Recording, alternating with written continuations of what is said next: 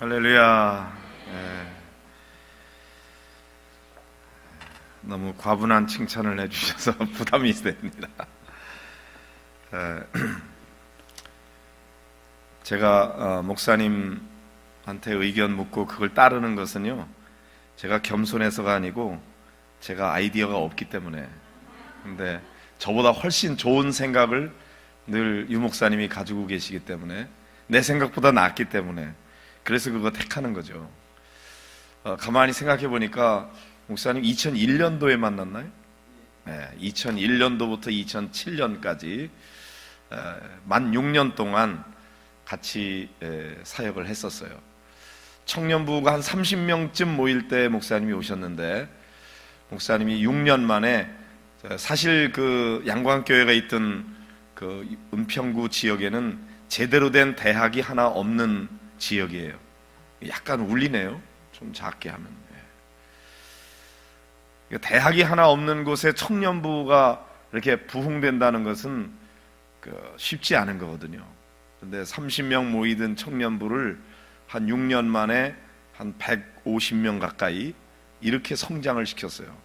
주변에 있는 다른 교회들은 안 그런데 그 교회만 그렇게 된 거죠. 우리 청년 목회에 특별한 열정을 가지고, 또 청년들 잘 훈련시켜서 좋은 제자로 만들고, 또 그들이 전도하고 아름다운 사역들을 이렇게 이어갔던 그런 교회였습니다. 그래서 우리 유 목사님이 그 교회의 청년부를 일으킨 그런 아주 장본인이기도 하시고, 또 제가 이제 부목사님들 나중에 한 4명 정도 같이 그 교회에서 사역을 했었는데, 그 중에 보면은 이제 어떤 목사님은 굉장히 깊어요. 설교를 하면은 아주 깊이 들어가요. 그런데 가늘면서 깊이 가니까 그 내용을 따라갈 때는 내용이 무슨 얘기인지 알았는데, 나중에 끝나고 난 다음에 복기를 하려고 그러면 생각이 안 나요. 그 논리를 따라갈 수가 없는 거예요. 그래서 참 깊긴 한데 너무 가늘다, 그런 생각이 있고, 저는요 설교가 조금 굵은 편이에요. 뭔 얘기하는지는 분명히 아는데 깊지가 않고 얕아. 그래서 내용이 너무 뻔해요. 그런데 우리 유 목사님은 굵으면서 깊어요. 그래서 제가 그때 그 목사님한테 그런 얘기 한 적이 있어요. 설교는 유성열 목사님 제일 나은 것 같다, 그런 얘기를 했는데, 그냥 제가 뭐 여기서 듣기적으로 하고 한 소리가 아니고, 그때 목사님들끼리 같이 설교에 대해서 나누면서 제가 직접 했던 얘기예요. 저는 기억하고 있는데 유 목사님은 기억하고 있는지 모르겠어요.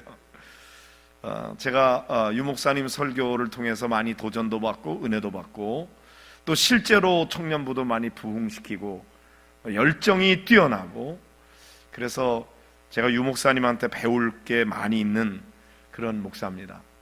제가 그 교회에서 14년 동안 담임 목회를 하다가 지금 이제 수지에 있는 목양교회로 옮겨와서 이제 9년 차 그렇게 목회를 하고 있습니다. 우리 유 목사님이 이곳에 오셔서 목회를 하게 되는데, 저한테 헌신 예배에 와서 말씀을 좀 전해달라고 그래서 제가 기쁜 마음으로, 사실은 주일날 수지에서 여기까지 이렇게 온다는 것이 쉽지 않고, 또 이렇게 셋째 주에 맞춰서 이렇게 하는데, 지난달에 오라고 했었는데 그때는 저희 교회에서 그 다음 주에 지방회가 있는 바람에, 그 전주에 이제 기획위원회를 하는 바람에 시간이 안 돼서 못 왔고, 오늘은 괜찮겠다 생각했는데 이번에 우리 경기연의 여선교회 선교대회를 31일 날 저희 교회에서 하게 돼 있는데, 그 다음 주에 4월 7일 8일에 경기연회가 또 우리 교회에서 하게 돼 있어요. 그거 준비하는 모임이 오늘 예배 후에 있게 돼서, 사실은 저로서는 오기가 좀 벅찬 그런 시간이지만 제가 기쁜 마음으로 왔습니다. 오늘 7, 8, 9 여선교회 헌신 예배인데, 아주 You Raise Me Up, 아주 은혜로운 찬양으로 하나님 앞에 영광을 돌렸습니다. 감사드리고, 또 젊은 이런 선교 회원들이 신앙생활을 하고 있으니까 보기가 참 좋습니다. 노인들은 보기 좋지 않다는 얘기냐, 이렇게 오해하면 안 됩니다. 난 그런 얘기 한 적이 없어요. 젊은 사람 있는 게 좋다 그랬지. 근데 항상 상처가 있는 사람들은 그렇게 곡해를 합니다. 자, 옆 사람하고 한번 인사하면 좋겠습니다. 저를 옆 사람 보면서, 아름다움이 죄라면 당신은 사형감입니다.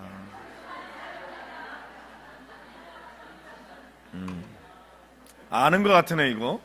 예? 이런 인사 많이 하셨어요? 예, 참 아름다우십니다. 멋지십니다. 예, 그래요.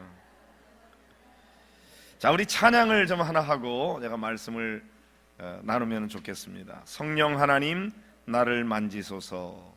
가사를 좀 잘 생각하면서, 항상 찬양은 곡도 중요하지만 가사가 중요해요. 가사가 다 우리의 기도거든요. 곡조 붙은 기도라 그러잖아요.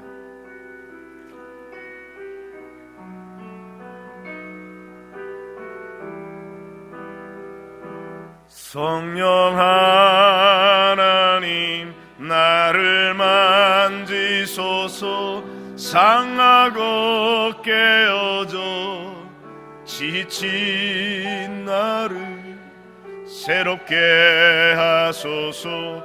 성령의 바람 시들은 내 영 살리소서. 성령 하나님 이 땅 고치소서. 죄악의 어둠 속 헤매는 우리 태워주소서.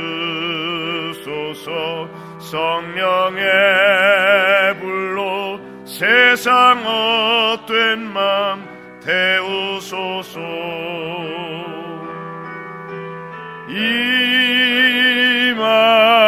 임하소서. 성령 하나님이시여 지금 이곳에 임하소서. 바람처럼 불처럼 성령이여 임하소서. 다시 한번 합니다. 성령 하나님, 성령 하나님 나를 만지소서. 상하고 깨어져 지친 나를 새롭게 하소서. 성령의 바람 시들은 내 영 살리소서. 성령 하나님 이 땅 고치소서. 죄악의 어둠 속 헤매는 우리 태워주소서. 성령의 불로 세상 헛된 맘 태우소서. 손 들고 하실까요? 임하소서. 아멘. 성령 하나님이시여 지금 이곳에 임하소서. 바람처럼 불처럼 성령이여 임하소서. 임하소서. 임하소서. 성령 하나님이시여 지금 이곳에 임하소서. 바람처럼 불처럼 성령이여 임하소서. 잠시 기도합니다. 하나님, 성령 하나님, 이 시간 이 자리에 임하시기 원합니다. 성령님이 주장하시기를 원합니다. 이 종을 감추어 주시고 오직 주님이 말씀하시기를 원합니다. 주님의 도구로 사용해 주시고 오직 주님의 영광만이 드러나게 하여 주시옵소서.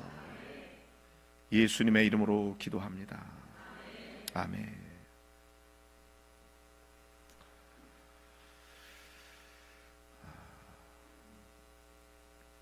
제 마음속에는 늘 이렇게 설교할 때, 예배 드릴 때 그런 이미지가 있어요. 여름날에 아주 가물 때, 바싹 말라갈 때 나뭇잎이 막 시들어요. 고개를 푹 숙이고 시들어 있어요.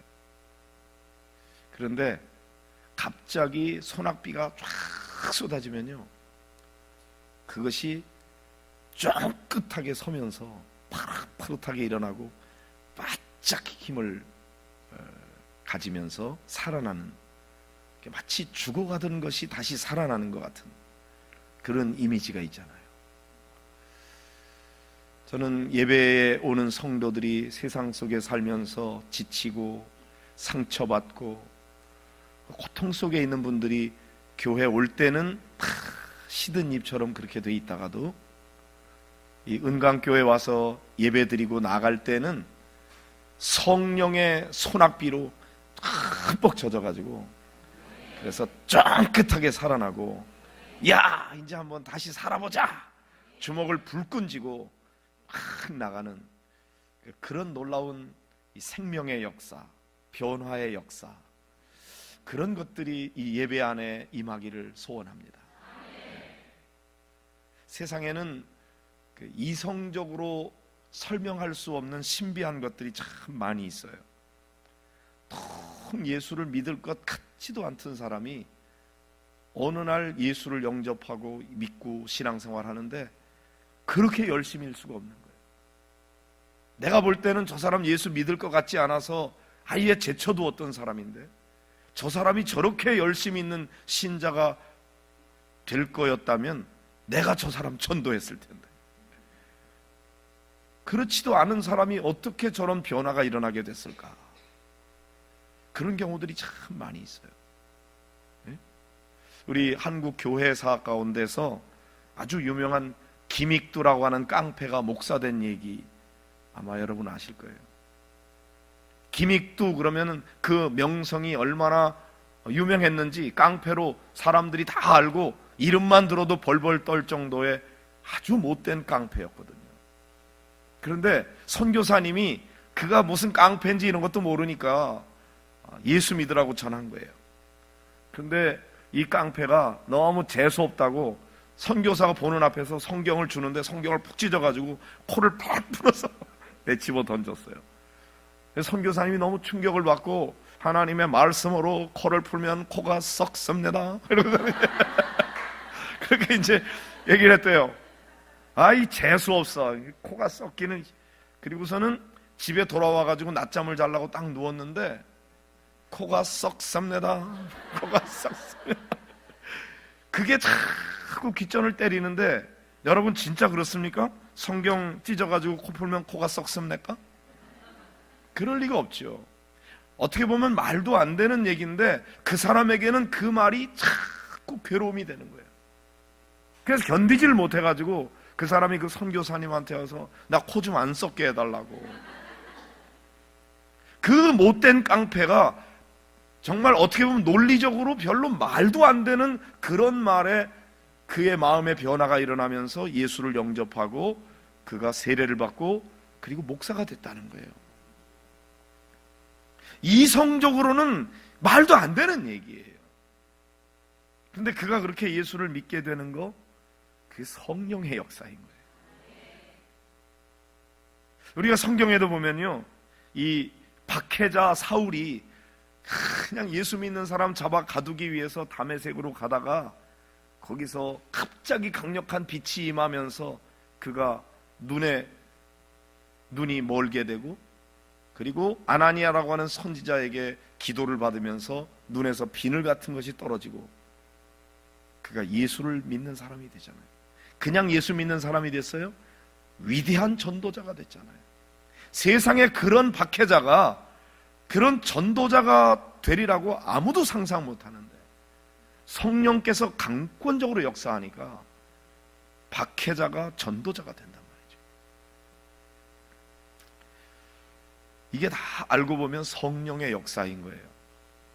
그런데 우리가 성령에 대해서 너무 잘 모르는 거예요. 부흥의 여정이라고 하는 책을 쓴 그 김우연 감독의 책을 보면요, 주님, 저는 성령님이 누군지 잘 알지 못합니다. 내가 성령님을 알고 싶습니다. 그런 고백을 그 책에서 많이 하고 있는 걸 보게 돼요. 여러분은 성령님을 아십니까? 여기 전기가 있잖아요. 이 전기는 눈에 보이지 않는데 전구에 불이 들어온 걸 보면서 전기가 들어왔구나 하는 걸 알아요. 전기 자체는 안 보여요. 그렇지만 전기가 연결이 돼 있는지 안 돼 있는지는 이 현상을 보면서 알게 되죠. 성령님도 그래요. 성령님 자신은 눈에 보이지 않아요. 그런데 성령님이 임하셨는지 아닌지는 그 현상을 통해서 우리가 알 수가 있어요. 여기 전기가 나가면 어떻게 될까요? 여기가 캄캄해지고 마이크도 안 들어오고 난방도 안 되고 썰렁하게 되죠. 어둠에 휩싸이게 됩니다. 그런데 전기가 탁 들어오는 순간 어둠은 사라지고 환하게 밝아지게 되는 거예요. 이 물리적인 공간만 그런 게 아니고요, 이 영적으로 분위기도 그래요. 어떤 교회에 가면은요, 분위기가 냉랭해요. 꼭 찬물 끼얹은 것처럼, 얼음장처럼 그 차가운 느낌이 있어요. 그런데 갑자기 그런 곳에 성령님이 임하시잖아요. 갑자기 분위기가 막 부드러워지고, 아주 어떤 사람은 화가 난 것처럼 인상 팍 쓰고 있던 사람이 갑자기 미소를 짓게 되고, 부드러워지게 되고. 근데 똑같은 그런 분위기 속에 악령이 임하면은요, 그러면 어둠에 휩싸이게 됩니다. 성령님은 빛이시기 때문에 그래서 어둠이 물러가고 환하게 빛나는 거예요. 요한일서 1장 5절에 보면 하나님은 빛이시다. 그에게는 어둠이 조금도 없으시다. 그렇게 말씀해요. 아무리 어둠이 깊어도 빛이신 성령님께서 우리 가운데 오시면요, 어둠은 다 물러가게 돼 있어요. 아무리 악령의 역사가 강해도 성령의 빛이 임하면 악령의 세력은 물러가게 돼 있어요. 성령님이 훨씬 더 강한 거예요. 관계적으로도 그렇습니다. 집안에 악령이 임하면요, 괜히 멀쩡하게 잘 지내던 부부가 갑자기 다투고 싸우고, 부모와 자식 간에 다투고 왼수가 되고, 형제 자매 간에 막 싸우고 미움이 있습니다. 그런데 그렇게 험악하고 싸우던 그런 집안에도 성령님이 임하시면 갑자기 화해하게 되고 용서하게 되고 사랑하게 되고 그런 걸로 바뀌어지게 되는 거예요. 제가 이렇게 교회를 가거나 어떤 가정의 신방을 가거나 그래도 보면은 그런 걸 느껴요. 어느 집에는 가면요, 야, 이 집은 정말 기도 많이 했는가 보다.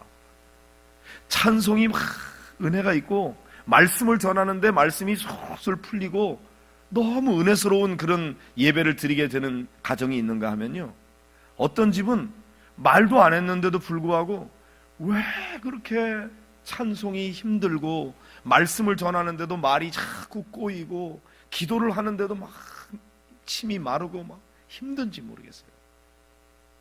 원인이 저한테 있는 경우도 있지만 때로는 그 가정 안에 악령에 의해서 눌려지는 게 있는 거예요. 성령님은 우리 안에 오시면 평안을 주시고 기쁨을 주십니다. 세상이 알 수도 없고 세상이 줄 수도 없는 그런 평화, 그런 기쁨, 그 성령님이 오실 때 임하는 거예요. 여러분, 지식적으로도 그렇습니다. 하나님에 대해서 아무것도 몰랐는데 그 성령님이 오시면 그냥 알게 돼요. 뭘 가르쳐줘서 아는 게 아니고 성령님이 임하시면 그냥 느끼는 거예요. 알게 되는 거예요. 여러분, 미국의 그랜드 캐년을 가보셨습니까? 안 가본 사람한테 그랜드 캐년은 말이야, 그리고 막 설명을 합니다. 알 것 같은데 모르겠어. 설명을 아무리 기가 막히게 해도 그랜드 캐년이 얼마나 거대한지, 나이아가라 폴이 얼마나 엄청난지 막 얘기를 하는, 대단해, 그러고 뭐 가서 얘기하는데 모르겠어요. 근데 여러분, 그냥 그랜드 캐년에 가서 딱 보면은, 우와, 이거구나, 이걸 그렇게 얘기했구나. 나이아가라 폴 가서 막 물이 쏟아지는데 그냥, 이야, 이걸 어떻게 말로 설명하냐 이거죠. 저는 하나님의 나라도 그렇다고 생각해요. 하나님의 나라를 성경에 막 이런 거 같고 저런 거 같고 뭐 막 그렇게 설명하잖아요. 황금 길이 깔려 있고 12개의 진주문이 있고 뭐 막 그러는데, 그거 얘기해봤자 잘 감이 안 와요. 그냥 우리가 알아들을 수 있게끔 설명을 했으나 잘 몰라요. 그런데 여러분이 딱 죽어서 천국에 가면요, 우와, 이거였구나. 경험해야 아는 거예요. 경험해야. 그래서 저는 장례 치를 때 그런 얘기를 많이 해요. 여기 지금 돌아가셨는데 우리가 이분을 떠나보내니까 이별의 슬픔이 있으니까 우리가 내 입장에서 볼 땐 슬프지만 돌아가신 이분은요, 지금 좋아 죽겠는 거야. 야, 이런 천국이, 내가 세상에도 예수 믿고 구원받아 천국 갈 줄로 알고 천국이 좋은 것인 걸 알았지만 막상 와보니까 야, 천국이 이렇게 좋을 줄 몰랐다. 야, 날 위해서 울지 마. 난 지금 너무너무 좋아. 아마 분명히 천국 가신 분은 그렇게 얘기할 거다. 근데 우리가 그분하고 떨어지니까 그렇지, 그분 자신은 이 세상에 살다가 하나님의 나라로 이사가서 계속 사는 거지, 그분이 없어진 게 아니거든요. 그 죽음은 두려운 게 아닌 거예요. 전혀. 학교를 졸업하는 학생은 학교 생활 마치고 사회생활 시작하는 거죠. 졸업이라는 말을 commencement라고 그러는데 영어로 그건 시작이라는 뜻을 가지고 있거든요. 학교 생활은 졸업이지만 사회생활 시작이잖아요. 죽는 것도 마찬가지예요. 태어날 때는 몇 년 몇 월 며칠 날 생자를 쓰지만 죽을 때는 몇 년 몇 일 며칠 졸자를 쓰잖아요. 인생 졸업했다는 거지 없어진 게 아니에요. 이 세상에 학교 생활하다가 사회생활 시작하는 것처럼 이 세상에 살던 사람이 이 세상 공부 마치고 졸업하고 천국에서 새로운 삶을 시작하는 거거든요. 그러니까 여러분, 이 땅에서의 초상날은 하늘나라의 생일날이라는 말이 있잖아요.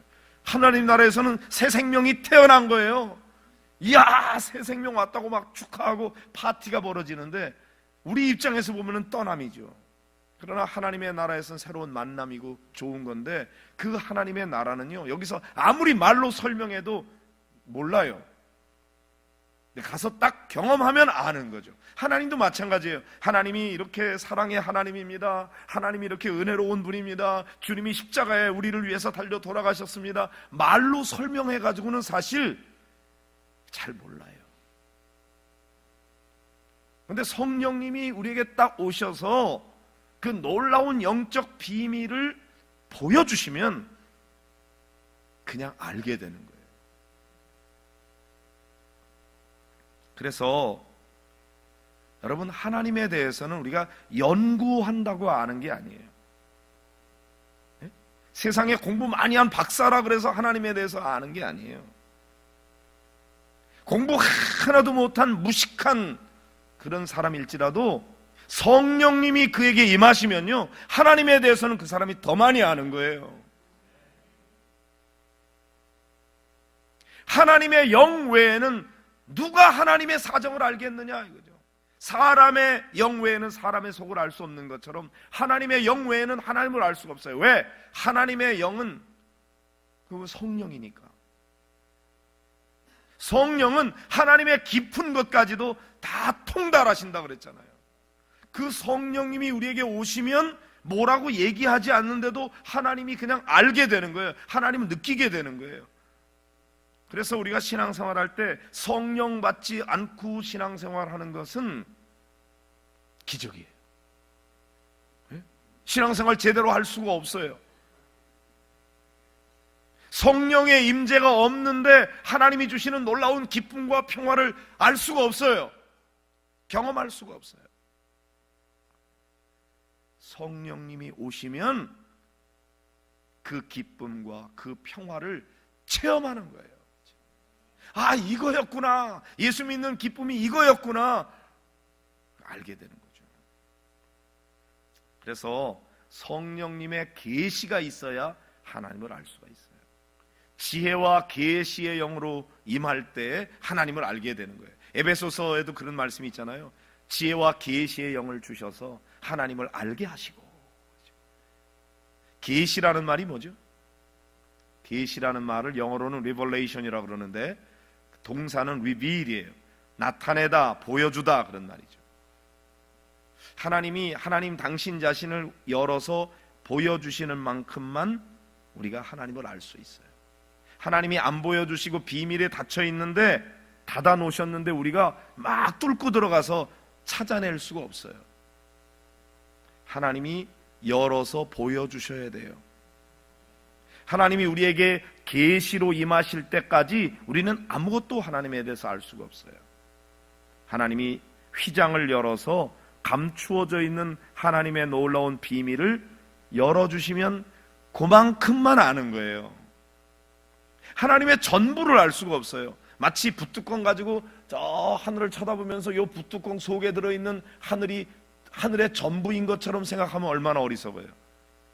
우리가 경험하는 하나님은 하나님의 극히 일부분이에요. 하나님이 나한테 보여주시는 만큼만 내가 아는 거예요. 그런데 여러분, 하나님이 아무리 우리에게 보여주셔도, 계시해 주셔도 성령의 빛으로 조명해 주시지 않으면 아무것도 못 봐요. 어두움 가운데 있으면 하나님이 휘장을 열으셨는데 안 보여요. 어두움 속에 갇혀 있기 때문에.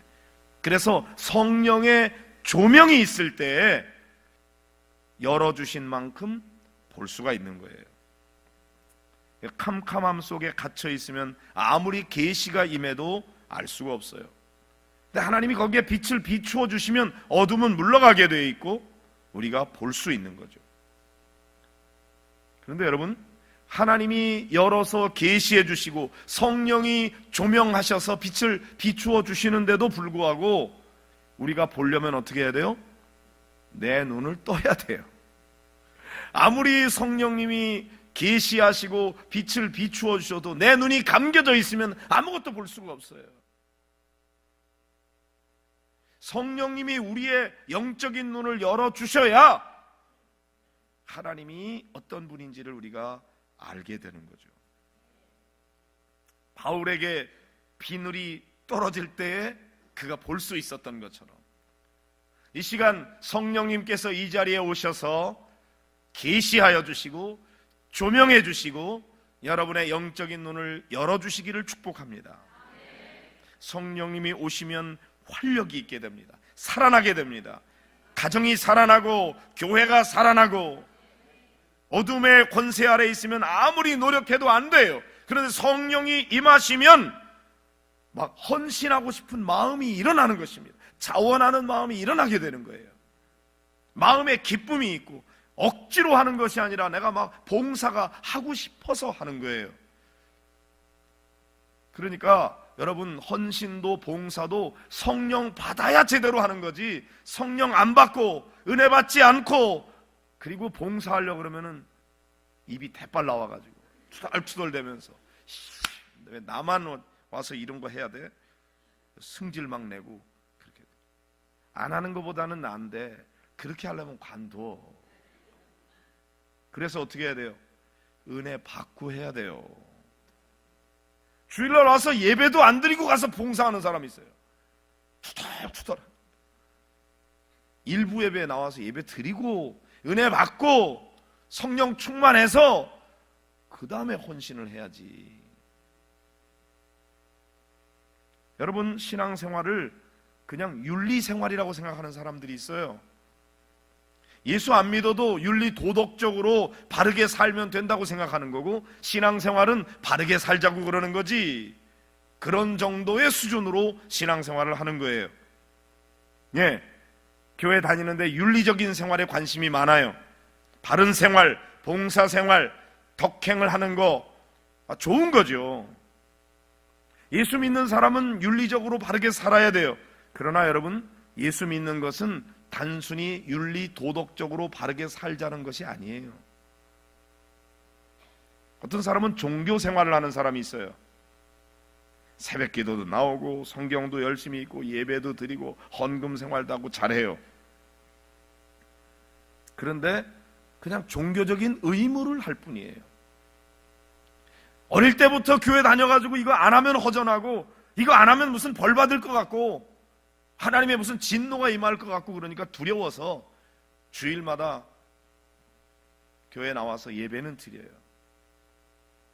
찬송도 부르고 기도도 하고 헌금도 드리고 봉사도 하고. 근데 기쁨이 없어. 그냥 종교 생활일 뿐이에요. 그러나 여러분, 신앙생활이 그게 전부가 아니에요. 영적인 생활이 있어요. 성령의 인도하심을 따라 성령님이 주시는 능력과 지혜와 용기와 놀라운 은혜가 있는 거죠. 기도도 그냥 내 열심으로 기도하면은 힘이 드는데, 기도는 나름대로 열심히 하는데 기도가 능력이 없어요. 근데 성령님이 임하시면 기도가 막 하늘로 올라가는 것을 느끼게 돼요. 뭐를 기도해야 될지 미리미리 다 생각하고 하는 게 아니라 그냥 성령의 인도하심을 따라 기도하는데, 기도가 기도를 이어서 막 하고, 내가 열심히 기도하는데 내가 기도하는 것이 아니라 내 안에 성령께서 내 기도를 이끌어가고 계신다는 사실을 경험하게 되는 거예요. 그런 것도 있습니까? 그리고 쳐다보는 사람이 있는 것 같아. 내 힘으로 하면 힘들어요. 근데 성령의 능력을 덧입게 될 때 윤리적으로 생활하고 선행을 하고 덕을 끼치고 그러는데도 신이 나는 거예요. 내가 하는 게 아니고 내 안에 주님이 하시는 거죠. 그래서 성령님의 임재가 있을 때 그 은혜 때문에 기쁨이 있고 감사가 있고, 막 신앙생활이 막 신바람 나고 좋아서 죽겠어요.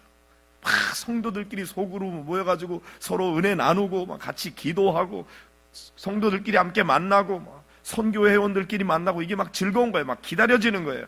왜 주일이 이렇게 늦게 오냐? 교회가 막 가고 싶은 거예요. 막 목마른 거예요. 사모하는 마음이 있는 거예요. 성령님이 주시는 거예요. 성령님이 우리 안에 소원을 주시고 열정을 주시고, 그래서 막 그렇게 하고 싶은 거예요.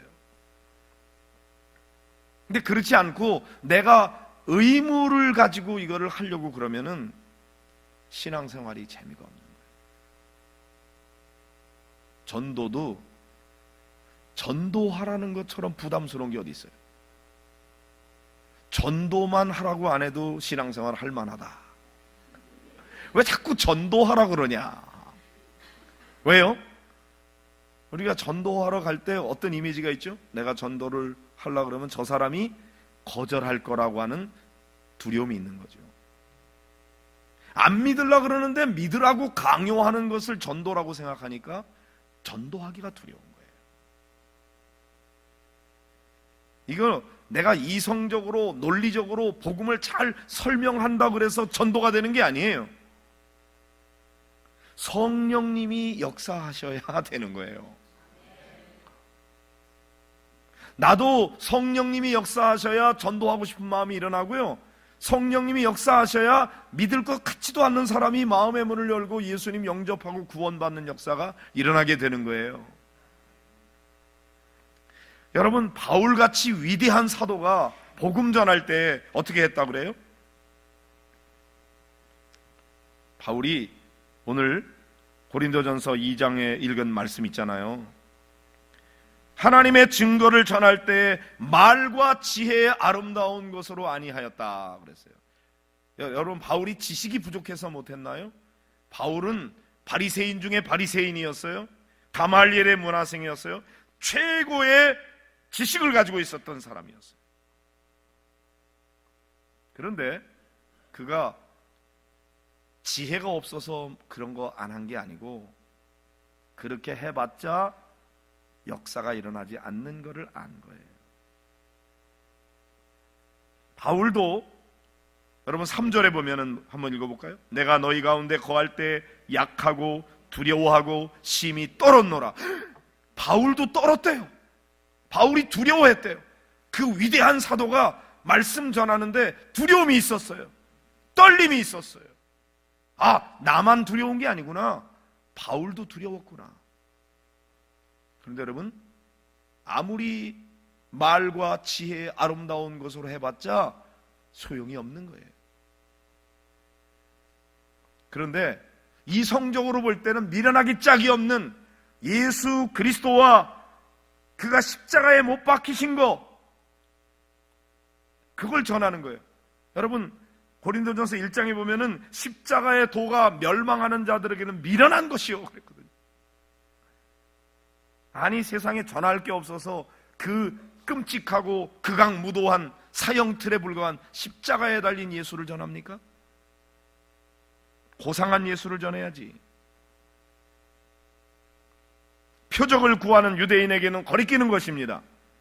지혜를 찾는 헬라인에게는 미련한 것입니다. 그건 그냥 끔찍한 사형틀에 불과한 거예요. 그 십자가에 달리신 예수를 전한다고 하는 것은 세상적인 관점에서 보면 미련한 거예요. 그렇게 해가지고 믿을 것 같지가 않은 거예요. 아니, 그래, 십자가에 달린 예수 전한다고 안 믿는 사람이 그거 믿게 되겠어?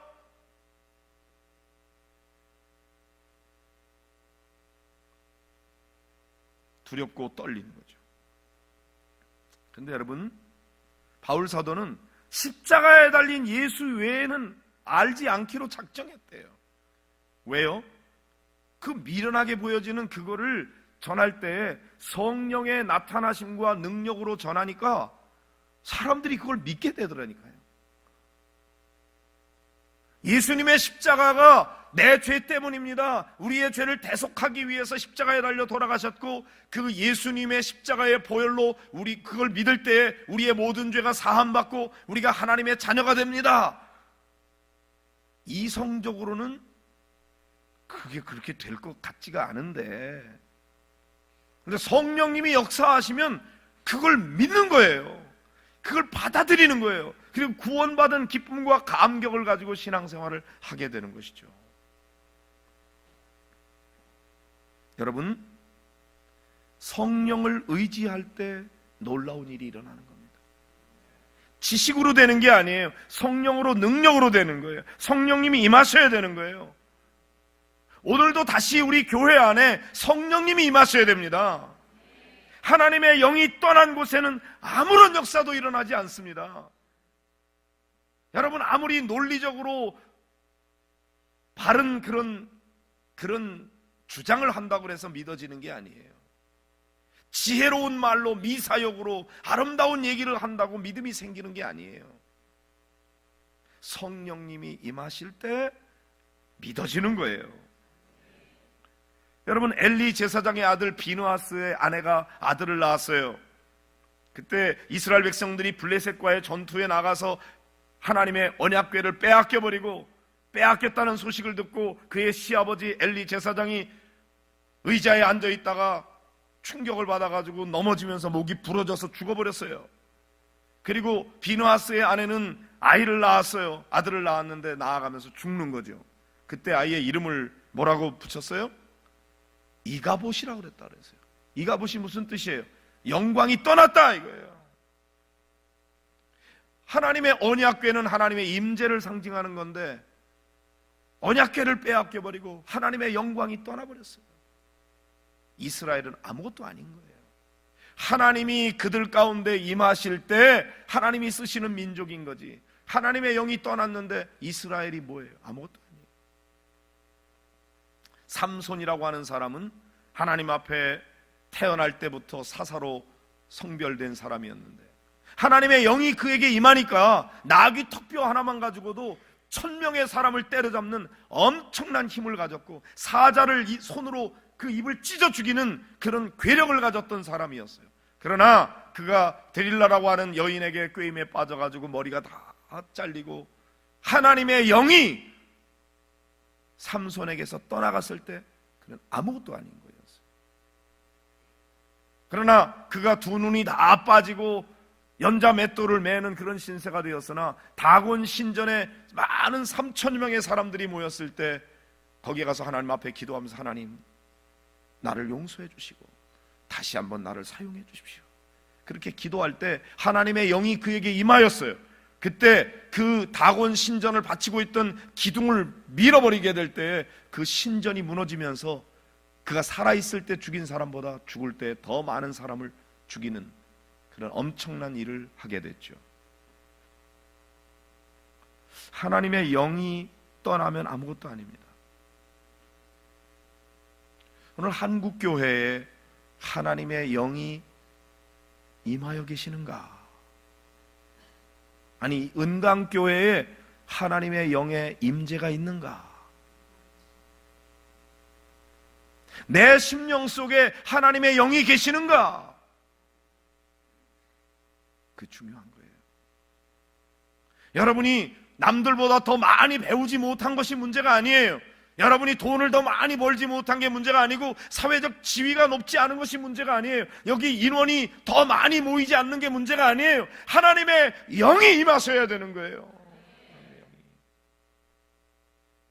아무리 큰 예배당, 아무리 커다란 저 상암동 월드컵 경기장에 10만 명의 군중이 모였다고 할지라도 거기 하나님의 영이 임하시지 않으면 아무것도 아닌 거예요. 하나님 앞에는 관심이 없는 거예요.